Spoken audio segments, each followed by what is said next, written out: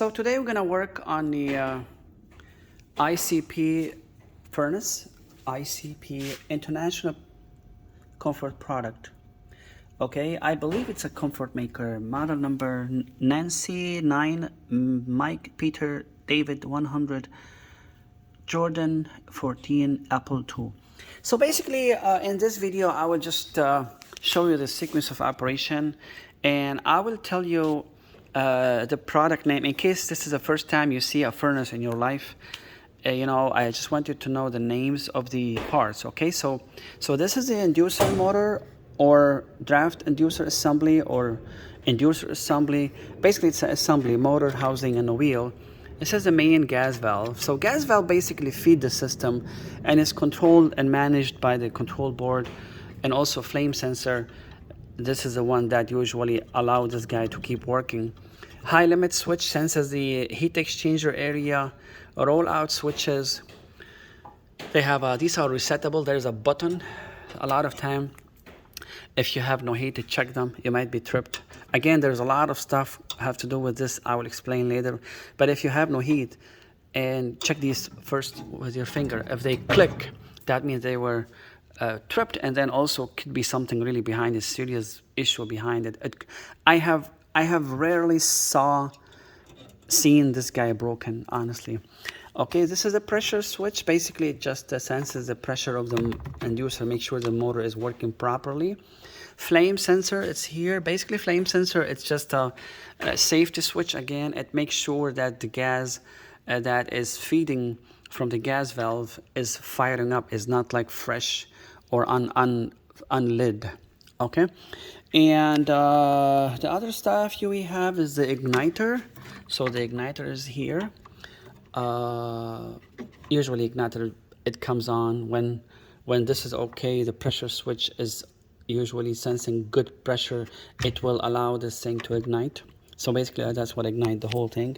Transformer, control board, capacitor, blower motor bracket or mounting bracket, and this is the housing. Basically this is the hole called blower compartment or blower housing compartment.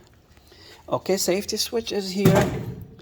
I'm gonna explain to this for you quickly because it's a small part. Safety switch, if you remove the panel, as you see, it will turn off the system for safety, because you don't want a kid that remove this and then put their hand somewhere it's a high voltage, they can be hurt. Or also if you don't have a pressure switch, somebody forgot to, sorry, if you don't have the safety switch, if somebody removed the panel and they forgot to put it back, it's gonna suck all these shopping bags and paper, whatever you have around. Because remember, it's like a vacuum in here. This is a return, just in case you know. So this is a return. All this area is return. It could be on the side or other side at the bottom, and everything else coming up here is supply. So basically the blower will suck the air and shoot it up. Okay, so burners compartment, this is the burners compartment. These are the in-shot burners. Sometimes they can be dirty, you need to clean them. And I think that's it for now. I'm gonna operate it and show you how the sequence of operation happens. So basically when your thermostat calls for heat, basically what's doing technically is connecting R and W, which is in the control board. Okay, R and W. Remember, R is the main power. So RW is, for example, heat. If you go to AC, you're still using RY, so AC. If you're using fan, only RG. So R is the main power to all the other terminals. Okay, so now I'm gonna connect R and W and show you how, I mean, the AC will come on. Oh, sorry, I forgot. See, remember, if you don't have the pressure switch press, you're not gonna have power. So you have to, I will force it, and then it's gonna start with R, okay? So now it's gonna work. Watch the operation now, okay? Now you're gonna have, first thing you're gonna hear is the inducer motor, right? Then inducer motor works. Let's say pressure is fine. Now pressure switch will sense the pressure and make sure, oh yeah, it's okay now, and it's gonna tell the control board, hey, you can ignite, you can send power to the igniter. As you see it, I don't know if you can see it, it's gonna glow. And then after that, the control board will say, okay, the ignition is ready, and then it's gonna shoot the gas, fresh gas. You're gonna hear it. and here it is. It just started. So here, it's gonna run for, depends on the timing. Every control board has a different relay or delay for the blower to come on. So it could be 20 seconds, 40 seconds. Now the motor, this motor is very noisy, so as soon as it comes on, I'm gonna stop the video and wait till it stops because you cannot hear me. You're not gonna hear me. So just watch how the blower will come on.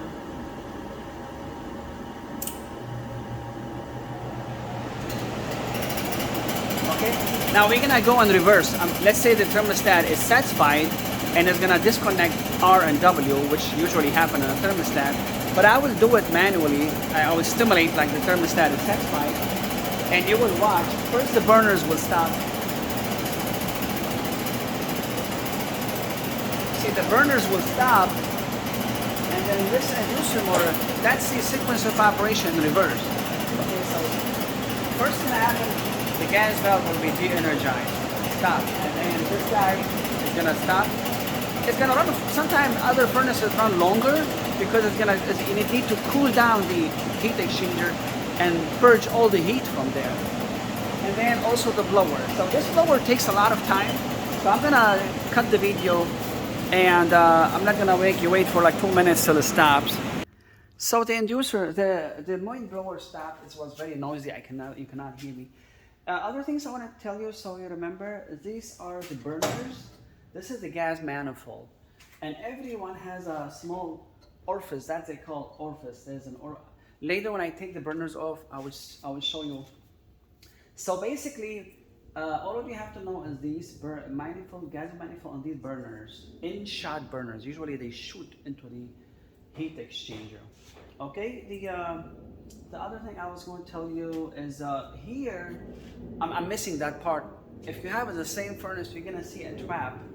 I don't have one to show you. So the trap usually is here. It's like a white PVC container. You see, I put the pipe outside so it doesn't condensate.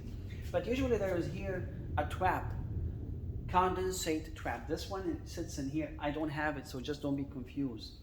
And one thing I want to tell you about the condenser trap before I forget, because I don't have it, I'm afraid I'm gonna miss it. Condensate trap. Usually this guy here, because remember it's a high efficiency furnace. This is a high efficiency furnace, 100,000 BTU high efficiency furnace. High efficiency furnace, they use PVC pipes because I believe at least 92% at least of your gas bill goes to heat your house, and 8% is basically you have no choice. You have to shoot the combustion, the fume outside, so it has to go outside. So 8% of your bill, it goes into the atmosphere. But again, this is better than 80%, just so you know. And since it's a 95% high efficiency, or 96, depends. It used to be standard 20 years ago, 90. Now I think it's minimum 95% now. So because of it's a cool combustion, usually it sweats, and you're gonna have a lot of condensation. You see how there's a pipe in here? Actually, I have to remove it outside before it starts leaking. So this is condensate. So it condensates. The pipe sweats. Everything sweats. And here, at the bottom of this area here, there's always an exit or an outlet for the condensation. So what I was trying to say is the trap here. This is the main problem in I would say almost every high efficiency furnace. I would say 4 or 5 out of 10 times I go to a call, the trap is clogged or it's dirty. There's a lot of dirt in there. Next video I will show it to you if I find one. And a lot of times the condensation have no place to go, so it will basically start backing up. And then when it starts baking up, luckily sometimes they have they put the pressure switch connection to the bottom of the collector, condensate collector, and then it will plug this hose. It will clog this hose, or it will restrict it from sensing the pressure of the inducer, and then at that time it will stop the furnace. So many times I go to a furnace. Most of the time, as soon as I remove this pipe, you see a lot of water coming. I put a bucket, sometimes can fill a small bucket gonna fill it because all the water was baking up.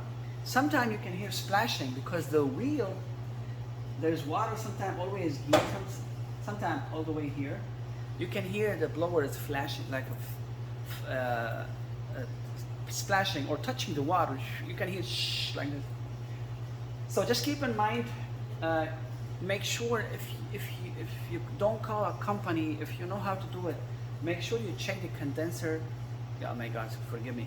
Condensate trap. Make sure you check it. Sorry, I'm new on YouTube, and I appreciate you putting up with me. I'm trying to put words and thoughts together. It's hard, and I'm trying to throw at you with whatever comes to my mind within this 25 years of experience. I'm just throwing at you all this information. Hopefully, it's going to help you at some point. So make sure you clean it. If you don't know how to clean it, if you have someone to come to clean your furnace, tell them please make sure the condensate trap is clean, because this is the main problem. And unfortunately, I hate to give you this bad news, high efficiency furnace, they need more and more care. Okay, so if you have a high efficiency furnace, don't skip the maintenance. If you skip it 1 year, don't skip it twice, because I'm telling you, you're gonna have a lot of problems. There are a lot of moving parts. There's a lot of extra part. I will show you later the extra thing when the video comes on, the other videos. And then also, it's always wet. There's a lot of sweating in here, a lot of rust and stuff. So, in generally speaking, in my experience, I really, I mean, that's my opinion. I might be wrong. I really don't recommend high efficiency. I like the 80% because they don't break. I mean, some people have an 80% furnace. I don't see them. 2 months ago, I went to a job. I installed a complete furnace for them 20 years ago. I never saw these people. I went there, just finally the condenser outside, the air conditioned fan was broken. After 20 years, because 80% they don't break, honestly. The only thing you have to worry about the 80% is the igniter. Of course, it depends on the installer. You know, if you know what you're doing, the furnace lasts a long time. So remember, the condensate, have to change it. Now, as far as just basic advice, I really recommend to keep always one igniter extra. And if you can buy all these parts, like these are like $10. I mean, after 10 years, you pay $10. Replace it. Don't waste your time. Call someone. Hey, is it bad? It's only $10. So replace it. Or if you don't want to replace every 10 years with a technician, all these, the limit, the igniter, the flame sensor, the pressure switch, if you don't want to replace them every 10 years, just buy them, leave them in your home. Because this pressure switch, I would say my maximum is $50. Sometimes they're $20. And this limit is no more than $20. Sometimes it's $7, $6. These are just $6. Just my advice to you, buy them all, leave them there, leave them by your furnace, because again, the only time this thing breaks when it's like 10 below. Okay, pressure switch, if it's 8 years, 7, 8, 9 years, go ahead and replace it. Don't wait till it breaks, and don't say, hey, you know what, it's working, let's wait till it breaks. No, you're gambling. You know, I mean, this is $20. When I go to Costco, I spend at least $100 every week. I mean, forget it. What's $50 for 10 years? And think about it. It's your comfortability. You want to be cool when you want to be warm when it's like 10 below. You don't want to be, calling these guys and they're busy and they're swamped, and they're not gonna come to your home to change the pressure switch for $50. No, they're gonna be offended. You have to pay them just $200. Say, hey, how are you? So anyway, keep in mind, okay, the condensate, very important. The advice about the part. Now, the other thing, the last thing I'm going to tell you is always change your filter. And I don't recommend these fancy schmancy, the expensive furnace, like $20 furnace. Don't do that. The filter. I don't recommend the expensive filter because they are very restrictive. And unfortunately, 99% of furnaces, they have only one return. In the perfect world, you should have 2 returns, like 2 rails for the furnace. If you have 2 slots for the filter, you can put the most expensive one. It's okay. But unfortunately, they all do the shortcut. Again, I'm not blaming them. I'm not bashing them. Sometimes you can. But on a new construction, when I do the furnace, and I always locate in the middle, and I do 2 returns, like, you know, go this way, and then I make sure there are two filters. And it's better to have 2 returns and the furnace in the middle. Again, sometimes it's hard, but that's why I prefer.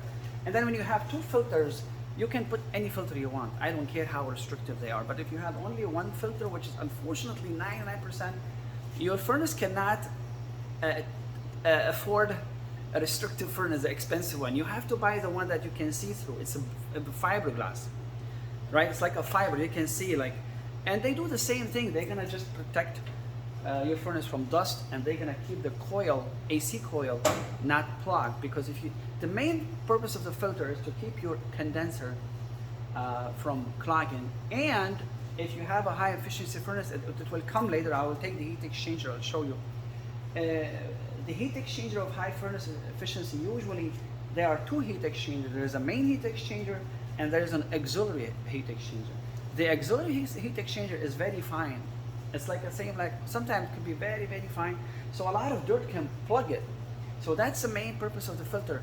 Don't believe the filter is gonna kill germs, it's gonna clear your air. They might do something, but again, I don't recommend to use expensive filter unless you have 2 returns. Okay, so this is the thing about the filter. Change it. I would say the filter is very, very complicated, because I go to a house. I go there like after a year, and the filter is barely like a little brownish on it. Some place I go, of course they have dogs or cats or something. 3 months later it's plugged. So it depends on your house. If you see the filter after 3 months it's still clean, barely there's some dust, if you like to change it, change it. If you don't, it's okay. Unless you see like a dark, it's a little bit darker, or but if as long you can see through, I think it's okay. But again, it's only like a couple dollars. I would say change it anyway, 3 months.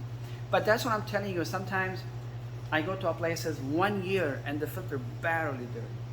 I think that's it for today. For now, I'm gonna go ahead on next video. I'm gonna show you how to remove the inducer assembly and how to diagnose it. Thank you so much.